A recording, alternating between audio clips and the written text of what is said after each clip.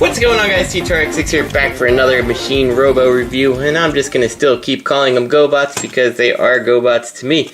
And this is the Machine Robo Cement Mixer Robo, I believe they call it, or Mixer Robo, otherwise known as Blockhead. And I gotta say, right off the bat, this is probably one of the best transforming cement mixer toys we've ever seen. I know that I'm a little bit late reviewing this. Really, it's kind of slow right now for Transformers, and I don't have too much that is super interesting to show you. So I thought I'd double back to do this guy because he's always been one I wanted to do. And we just got the big cycle, well, bike Robo is coming soon. So I figured let's double back and do some of these Machine Robo guys while we can. So this is obviously Mixer Robo and Blockhead. Like I had previously said, what I think is awesome about him is that if you know Blockhead, his head is part of the drum here, and I just love that if you turn his face around, like, it pretty well fills in the drum. Like, you can definitely tell it's there, but I mean, you got a fully rotating mixer drum on this guy. I think it's awesome. It's very cool for a cement mixer. Now, the only accessories he has are these two knives. I don't know any backstory behind Mixer Robo or anything like that, but you can take these knives and just peg them into his arms like a crazy person if you want. And there, we can give him like smokestacks that are made out of knives, and I think that's pretty cool. They do fall off. Of course, now that I'm doing it on the review, it's not going to be that easy. But they do come off their pegs fairly easily, so just be aware of that if you're just going to be tossing this guy around. Getting this guy transformed, very simplistic. We'll start just by kind of disconnecting all of this, bring it down like that. Take the arms, and they'll probably come unpegged from their pegs here anyway. So kind of open that, and then get this thing around here. Now, I will say it does have a tendency for me to kind of pop off of this little ball joint here, but it hasn't been too big of a deal to get it fixed or put back together.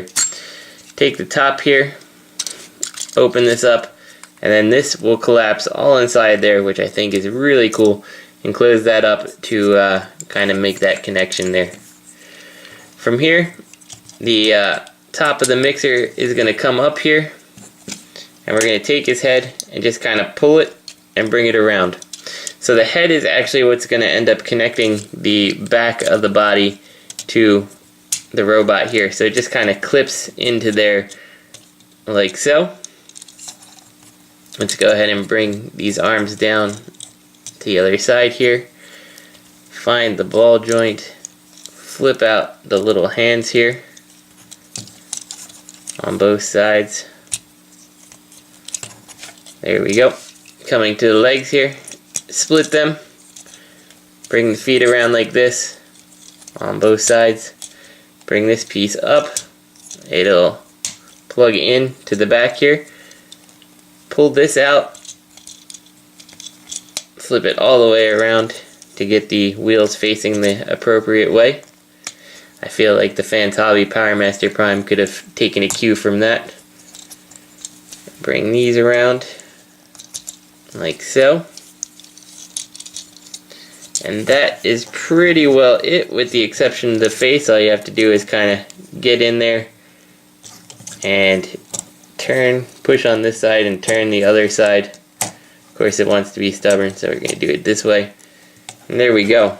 We got that Machine Robo Mixer Robo head, and yeah, I really like this guy. I really like this guy. The whole drum is made out of die cast, as is the head. The back is maybe a little bit unsightly. It looks like this should peg in somehow, but it doesn't. I mean, but overall, he's pretty well done. I don't have any real complaints about him.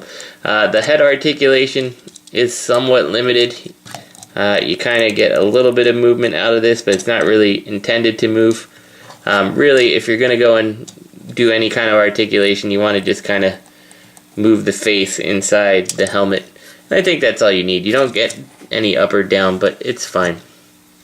He, of course, has no problem if you want to arm him with his knives, whichever way you feel you want to put the knives in.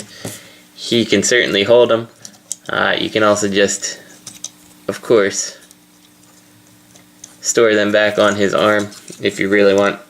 Really like this guy. I have very little bad to say about him. If I was going to make a complaint, I guess it's that the screw hole is visible right here, but I don't know how you hide that screw hole and make this guy work. The arms are on this swivel here, and then the ball joint down here. Not necessarily the most elegant, but it's fine.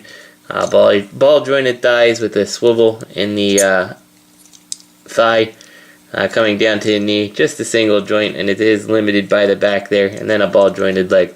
So, pretty awesome. I really like this guy. I think he is my favorite of these Machine Robo toys. And I would definitely recommend you get this guy if you're interested in GoBots in any way, shape, or form. Because he's awesome. I really like him. So real quick before we get out of here, I just want to do a quick size comparison so you can see where he stacks up. This is your Hasbro repaint of the Legend slash, I don't know, Scout Swerve. So yeah, you can just see, pretty small, but definitely very cool. And I don't think we really need to spend any time going back to the vehicle mode because of how simplistic these guys are. So we're just going to end this here. So I hope you guys enjoyed the review, and I'll see you next time.